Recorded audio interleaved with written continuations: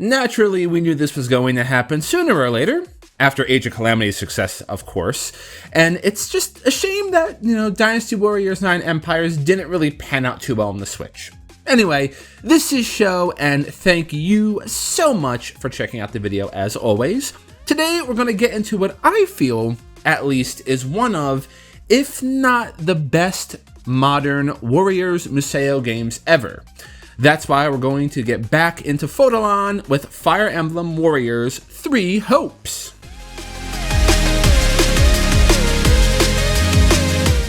Fire Emblem Warriors 3 Hopes, the newest installment of the Warrior series using the popular setting and characters of Fire Emblem 3 Houses. But don't get too comfy. This story isn't a rehashing or retelling of 3 Houses. This is a new, very different story set in an alternative timeline. The setting opens with She's, I hope that's how we say that, our new protagonist who is working with a mercenary group hell-bent on taking down Geralt's mercenaries and the Ashen Demon Byleth.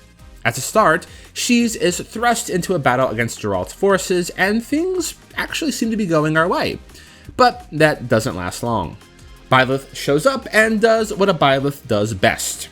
With most of She's friends and allies killed, she engages Byleth and nearly gets killed herself. However, a mysterious voice grants She's a power that is on par with Byleth. She's fights off Byleth, lives another day, and kind of goes off and, we get a little time skip. Some months later, we come across our favorite 3 little lords in the mountains, help them fight off some bandits, and then we are invited to join one of their houses as a student. From here, the path splits, forcing you to support whichever house you vibe with the most. Now, this sounds extremely similar to the original, but it's at this point where things really branch out into the new. I personally am a Black Eagles fan, so I followed Edelgard, and as I do, we, in the next mission, saved Monica after fighting off some bandits, which is nice, because Monica was a character we didn't hear much about in 3 Houses. And then one mission later, I was backhanding Ferdinand's father in Embar. Now, during my first impressions video, I mentioned this breakneck pace at the start, but it's after these 2 house missions, the bandit mission and then the unique mission, that the game really opens up with, well, everything. For those of you who are tuning in from the original 3 Houses, you might be taken aback by the speed. However, rest assured, it's only because the game wants you to go through the prologue as quick as possible to reach the central plots and the central conflict with the cast involved. So honestly, for me, I really enjoy this concept. It's not really drawn out nearly as much as it is in 3 Houses. Also, and I know someone will ask this, playing the original 3 Houses is not a requirement, so don't worry.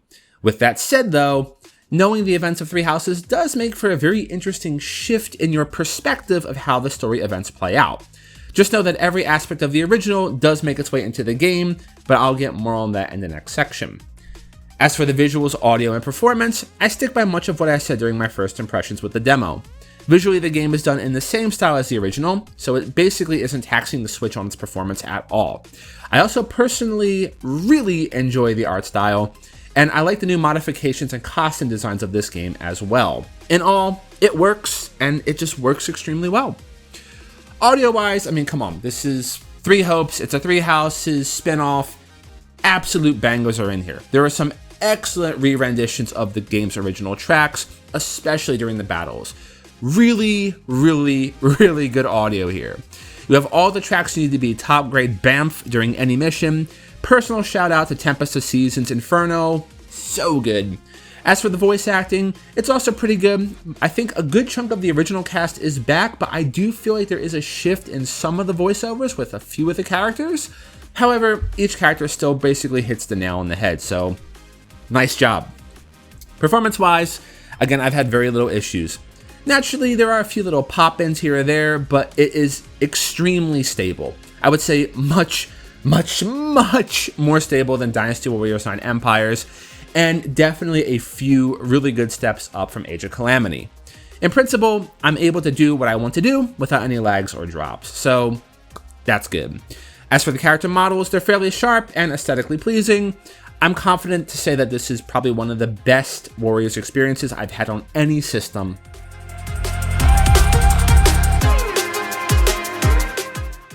For a Warriors game, this is actually more complex than you may think. The game itself incorporates two main parts, the camp and then the actual battle stages, so let's talk about the battles first. Control-wise, this is a Warriors game to the core. You control a party of 4 and have free reign to select any of them as your active character at will. Just like many other modern Warriors games, you are free to give direct commands to your non-active characters in order to complete objectives. Objectives themselves or missions are pretty straightforward and may change as the battle changes, but in principle, you usually have strongholds and bases you could take, and generals or captains to rout in the field. Action-wise, you have your base attacks, strong attacks, the Museo or Warriors attack, dodges, blocks, combos, and so on. Enemies also have stun gauges, so if you could break their guard, you could do a mini-style Museo Warriors attack as well. But this is a Fire Emblem game, specifically 3 houses inspired. So we also have the addition of the weapon triangle, elemental magic effects or buffs, the ability to heal characters via consumable items or magics, the adjutant system, battalions, combat arts, the class actions, job actions, and the awakening. We have a bit to cover. While most of this is straightforward, the weapon triangle is a familiar mechanic from older Fire Emblem games and basically makes it so that one weapon type deals more damage and has more resistance to another. Basically, it works as axe beats spear, spear beats sword, sword beats axe. Now the system is the new system as well, so tomes beat bows, bows beat hiddens, hiddens beat tomes. Normally, I wouldn't put much emphasis on the system. However, I will admit for many battles, you can really feel the resistance and damage outputs if you match this correctly or incorrectly, so don't ignore the weapon triangle here. Elemental magic effects are present for many mage classes. These are fairly typical from older Warriors games, with fire dealing damage over time, ice freezing, and so forth. Furthermore, we have the unique effects of light and dark magic. While this deals a lot with healing, light magic can provide a small percentage health restore, which is extremely helpful for pinch situations, and dark magic is a heavy debuff magic that lowers defenses and resistances when used, so watch out for those priests and dark casters, it can get really tricky to fight with them. Speaking of healing, there are 2 main ways to do so. Vulneraries, consumable items of which you have a limited amount of, and light magic. All party members are provided 2 vulneraries at the start, and you can consume them as needed. Also do note that the AI will use these should their controlled character fall under a certain amount of health. This can also be adjusted in the auto battle menu. Also, don't worry, as per warrior style, you can still get insta-use drops from enemies to heal too. Adjutants are back as well. In the original 3 houses, this gives you a small boost of power and adds for occasional support blocks or attacks to happen, and basically this applies to 3 hopes as well, with one major difference. It's dynamic. In 3 hopes, any other unit in your party can be set as an adjutant whenever you wish. You can freely take any adjutant at the start of the battle, and then release them and pick up a different adjutant later on. Naturally, this will pull the character out of the battle, so you can no longer give them commands. However, when linked, you can get a fair amount of support attacks, which increases based on your support rank. It also allows for a Warriors combo special that essentially has you cast both yours and your adjutant's Warriors special back to back. Battalions also make their return, and mostly play a huge role in defense. You can equip 1 battalion and you'll gain various boosts to your defenses. In many cases early on, this is like reduced damage from swords or axes, but it also provides a certain bonus against fighting them. Late game, of course, these expand to cover other points as well. So you'll unlock them kind of midway through and they get help a little bit. As for combat arts, these are very critical of 3 houses, and they're back and also very critical here in 3 hopes. All characters can have up to 3 combat arts that can be used with the R button in combination with X, Y, or B.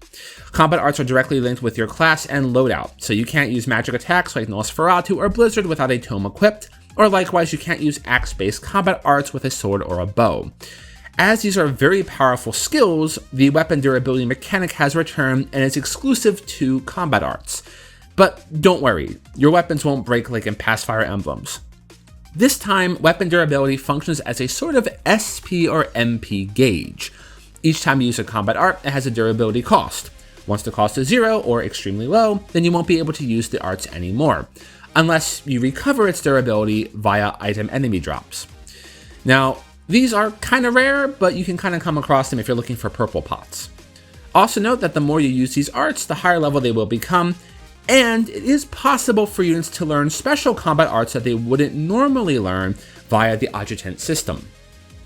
Class actions, then, are a unique action that can be used with the ZR function. For She's, this is a character skill called Shadow Step, which has She's mini teleport in a direction as a little ball of light. But other units have distinct class actions that allow for strong attacks or buffs that can turn the tide of battle. This then takes us to job classes. Oh yes, the class system is back in full. Basically, all of your favorite Fire Emblem classes are back, and the overall system functions the same as it did in 3 Houses. You'll gain experience in a class, and once it's mastered, you can use a seal to move on to the next. Once a class is unlocked and mastered, you'll be able to unlock its abilities for use with different builds, so you can really make some interesting custom classes with a multitude of options for your characters. Speaking of the characters, everyone's back, plus more, and just like in 3 Houses, you can level them up. As per fire level standards, skill point increases seem to be randomized and slightly favor the stats of your current class. However, I've yet to fully confirm this. For this reason, the game has included a level reset system where you can reset your character's level to 1, keeping all class progression and stat boosts from items. This allows you to fully customize and level your characters as you see fit. Finally, we have the Awakening mechanic. This is basically a mini limit break and stat booster that you can activate once the gauge is full. Once awakened, you'll gain a massive stat boost, and you'll be able to use your ultimate Museo or Warrior special. And you also kind of semi-transform in some cases, which is sort of cool. Kind of reminds me of the Dragon Aspect skill from Skyrim. Now, let's succinctly cover the camp jazz. The camp functions as your base of operations, and basically all of the monastery activities are back in full. You can share meals, train, volunteer, gives gifts, the whole kit and caboodle. However, there are a few small differences that need to be taken into consideration. First, the frequency of doing tasks is contingent on 2 distinct currency points: training points and activity points. You're given a limited amount of chapter to use, however you can gain additional points by completing main and subquests during your campaign. Speaking of the campaign, 3 Hopes has a very unique approach compared to previous Warriors games. The game is divided into chapters, and each chapter has a string of battles that play out on a war map. Once you complete enough battles on a certain path, you'll unlock the main chapter battle, of which you proceed onward with the plot. Now, do note that once you complete a chapter, you cannot return. So be sure to use all of your points, as they do not carry over to subsequent chapters. Also note that past battles can be redone to hit S ranks for training. Also, when you do the main chapter battle, you have the chance of collecting strategic points that can be used to give your forces special effects during that battle. And these can be huge. So you want to clear every map possible early on in order to get the maximum strategy points to have the maximum amount of tactics you can do for that final chapter mission. Speaking of clearing maps then, again, as you successfully clear each map, the game considers this a sort of conquest of that region. This allows for surveying spots to open up. These are like extra mini awards to supply items, replenish points, and provide more strategic points. Now, these will be inaccessible if you complete the chapter. So again, clearing all the stages per chapter is a great way to get a lot of good resources early on. Now, the reason why you want these resources, because another major difference between the camp and the monastery of 3 Houses is upgrades. By collecting and using building materials, you are able to upgrade the various facilities in order to get better bonuses, more recipes, or access to new services. These materials are mostly acquired through the aforementioned surveying spots, or achieving high rankings during missions. However, you can also unlock the supply management system, which allows you to trade in useless gear and resources for points to buy more building materials. Utilize this ASAP. Trust me, it will be very, very helpful. Finally, and this is just for reference, there are bonuses for having save data from the original Fire Emblem Warriors and 3 Houses. In both cases, you can receive a one-time supply of gold and items for the various activities you can do. The game also provides amiibo support, where you can scan up to 5 a day for items. While I don't have the Byleth amiibo to test out now, I've tried my Lucia, Tiki, Robin, and Chrom ones, and all I really got was money and mostly kind of low-ish level weapons. So maybe not super worth it, but come on, free jazz. In summary, I would say that this is the most comprehensive system I've ever seen in a Warriors game, and I'm genuinely impressed at how they were able to keep the Fire Emblem feel so well. For newcomers, don't worry about all these systems. I know it seems a little bit taxing. They are extremely easy to pick up and introduced at a very, very smooth pace for you to understand fully. For veterans, you'll get the systems pretty quickly. However, you may not like how limited the game really puts you off at the beginning. But after about chapter 5 or so on, you'll be set.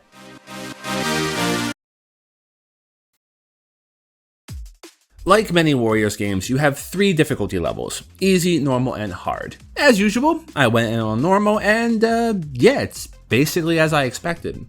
The battles themselves are fair and can be navigated well early on. However, one thing I immediately felt when I started playing was the length of time per battle. I would say on average, most missions I finished were done in around 7 minutes, which makes sense as most S rank times are around the same. For me, this just feels really, really good. The challenge of many Warriors games, in the past especially, is the balance of side objectives with the main objective in a map. In many cases, old maps were very large, they take time to navigate, and you need to hit those goals. Which honestly made those maps, about 15, 20, maybe even 30 minutes depending on the circumstances. I always felt that this was an extreme amount of time on a single level, and personally, the sheer fatigue or boredom would set in after 1 or 2 maps. Three Hopes, though, doesn't really want the pressure to leave off of you, so it sets the average map to 7 minutes, and basically hits you with your main and sub-objectives fairly consistently. Now, while this might seem to be more fatiguing, and it kind of is I suppose, this is where the strategy really gets in there. This is a Fire Emblem game. So strategy is a core part and a core component, and your ability to order your AI partners around the map to hit the objectives is critical. Honestly, I couldn't imagine getting S rank solo. You need your AI partners to get those kill counts and to hit those objectives for time. Therefore, careful consideration of your party's composition is paramount, and your ability to keep track of the battle flow and what your team is doing at any moment means the difference between getting S ranks for the bonus items or just simply clearing the stage. Now this probably has you thinking, oh come on, we need to rely on the AI? Yes, you should, but rest assured they are much more I than A. As long as you don't send your allies into battles of which they are at a disadvantage of with the weapon triangle, they will take bases, they will KO enemy commanders, and they will move to complete objectives if you just leave them alone. You could spend an entire map not giving a single order, and in many cases your allies will still be effective on the field. The issue is that it just takes longer, or depending on the mission, it might not be enough time to get every objective you need to hit. Hence, giving orders is key. Now, the AI opponents are not as critical with their movements, of course. However, the scenarios and quest objectives that occur are done in such a way that it provides a very decent challenge. For example, you may have a goal of eliminating all the commanders on the field, but as you're doing this, midway through, some reinforcements will show up and a named commander will join them. This will shift your objective to knocking out the main commander to win the stage. As you're going there though, suddenly some NPC allies appear on the field and they're saying, "Help me, we need some help." So you're going to go and try to save them because they're under attack. Saving them means more points and more buffs for everyone on your side of the field. And then, honestly, this is the beautiful part.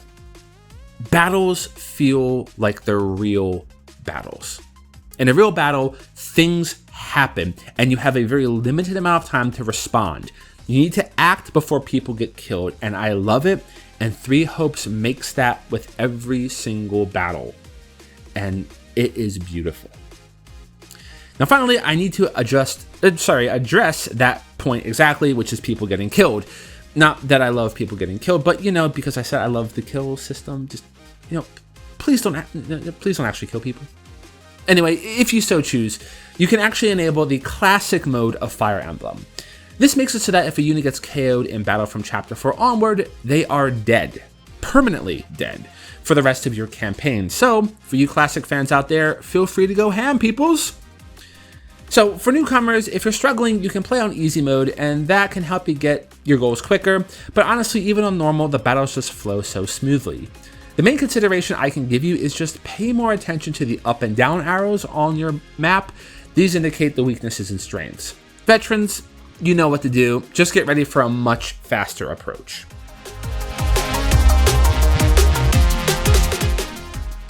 If you got the amiibos, just take advantage of them. I mean, 5 free items, money, weapons a day can really help out early on. For me, the items I got were not too bad, though I did get a few stat boosting items, which is pretty cool. And if anyone has a Byleth and tried it out, let me know if you get something special. I'm kind of curious. Otherwise, here are a few more observations for the Cheddar. Aside from Renown, which is something you get for completing certain objectives, this game is full of achievements and reward systems galore. Now, I didn't really mention this before because it's not a critical gameplay element, but some of the best items in the game are acquired through these systems. So really get out there and do everything you can to experience the game. The more achievements you tick, the better rewards you get. And you can use that Renown as well to get stat boosting items, or you can hold it for your post-game jazz, which I'm not going to go into in this video. As I mentioned, meals and dining together is back, so one of the 3 houses systems is back here. This time though, the meal effects are more prevalent. They will remain active for the whole chapter, so if you're looking to make some grinding easier, you can do a few meals at the start to just stack a bunch of buffs, and then you'll have an easier time making progress through all the levels. This works extremely well early on with combat arts, as you can cook meals to lower durability costs. Therefore, you can get more uses per map, thereby getting more levels and boosting your power output much quicker. And then if you actually want to, you could try to have other units learn it if you meet the requirements. Then, just like in 3 houses, you will come across rusted weapons or tattered tomes. Hold on to them. Once you get the blacksmith, you can use them to reforge and repair them, and those can provide some very nice quick upgrades via discount. So just, use those, repair those tomes, repair those weapons. And finally, if you're trying to level a priest, start your combo with the strong attack button. It's a little kind of glittery strong attack, then do your actual combo. That basic strong attack actually does a debuff that weakens them to light magic, so super beneficial.